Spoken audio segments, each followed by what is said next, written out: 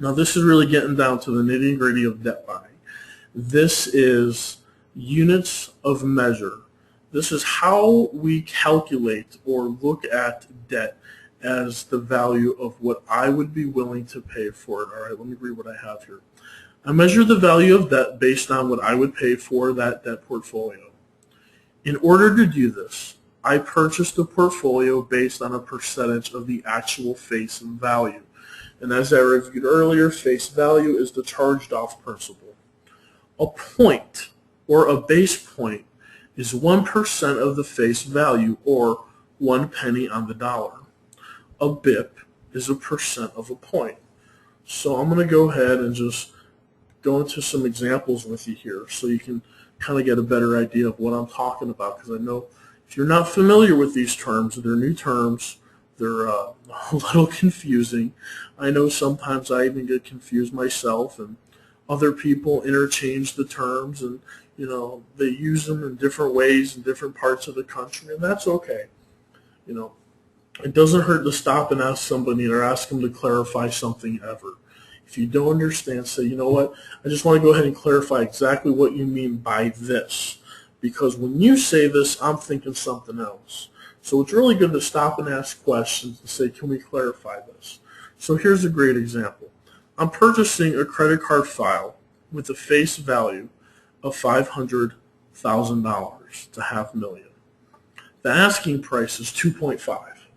I call them up. I say, hey, I saw this portfolio that you had listed on this website. It's for $500,000. What's the asking price on it? And they just come off and they say 2.5. And I'm sitting there scratching my head, doodling with my pen, and I'm thinking, 2.5 what? So this is where understanding the industry terms is going to come into play. So it would be safe to assume, and I know the old antic, make an ass out of you and me, but I think right here it would be safe to assume that 2.5, they're referring to 2.5% of the face value. Another way that we would say it is 2.5 points. Just that simple. 2.5, 2.5%, or 2.5 points is all the same thing. So an example of how we could go ahead and negotiate. So we go in and we say, hey, I don't think 2.5 is a fair price for that portfolio, so I want to make an offer a 0.5 point less, or 5 bips. Because what we have here is a bip is a percentage of a point.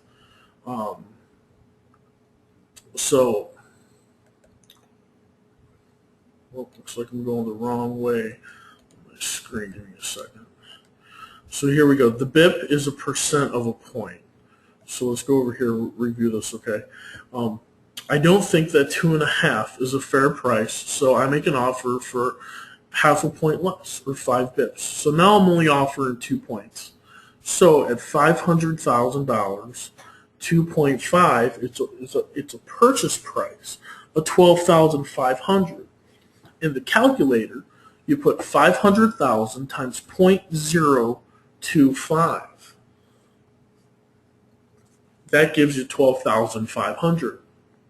Now, that was the original asking price. Now, what I offered was actually 500,000 at 2. That's a purchase price of $10,000. Now, if we put 500,000 times 0.02 in the calculator, we're going to get 10,000. Now, when you're a startup agency and you're trying to, cut costs and save money and, make sure that you're getting the bang for your buck, an extra $2,500 in the bank isn't going to hurt. So it never hurts to ask if you can get a portfolio for just a little bit less.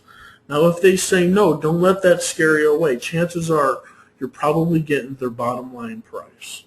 But what you need to make sure is if you see a portfolio that you like, don't let it slip through your fingers for $2,500, especially if you have the cash on hand to purchase it, because a debt portfolio can yield way more than $2,500. $2,500 can be taken care of in one payment. 1 or 2 settlements come in on a Friday, and all of a sudden, that $2,500 is insignificant because it just paid for itself. Now we're going to talk about the liquidation rates. I love talking about liquidation rates. People call me up all the time. Scout's Honor, I got a phone call today. Somebody called me up and they said, what are your liquidation rates on your portfolios? And I gave them the God honest truth. 0. I don't liquidate anything on my portfolios because I'm not collecting on them. I'm placing them for collections. Now, the liquidation rate is the percent of cash collected out of a portfolio. Since I'm just buying and selling the debt, I'm not liquidating anything out of it. I'm not collecting any debt. So your liquidation rate, it's 2.5% in the first 30 days, and you're collecting on that $500,000 portfolio, then your net collections are $12,500. Now, if we just paid, let's say, 2% for that portfolio, we're already in the black $2,500. And that's just on my first 30 days. So the liquidation rate is added up over a period of time while you're collecting on the portfolio.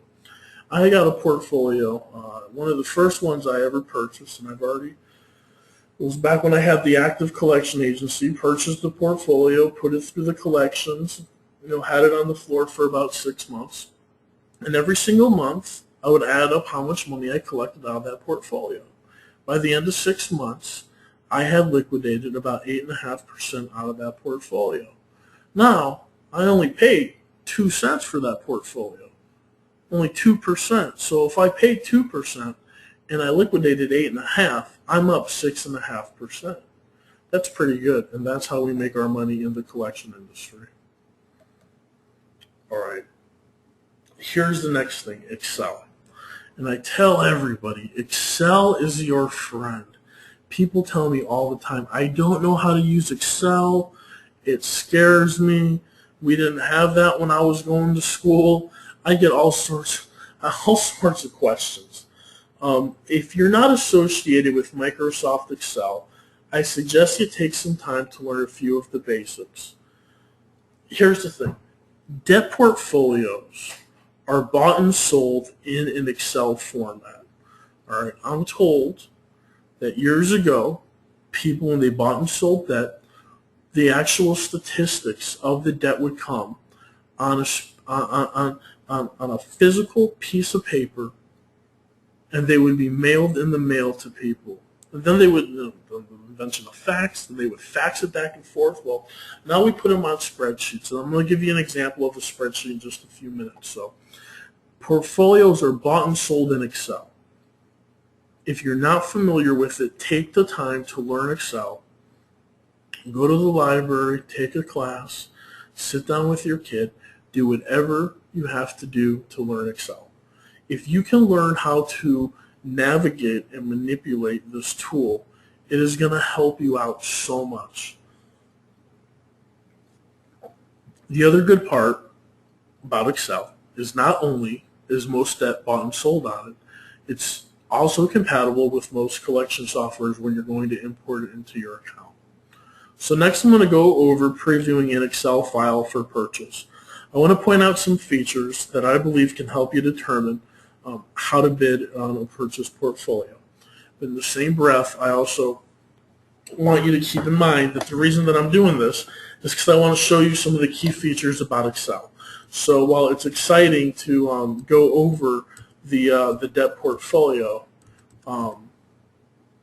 let's just try to keep in mind that the reason that we're going over it is so I can point out some tips on Excel with you, not look at the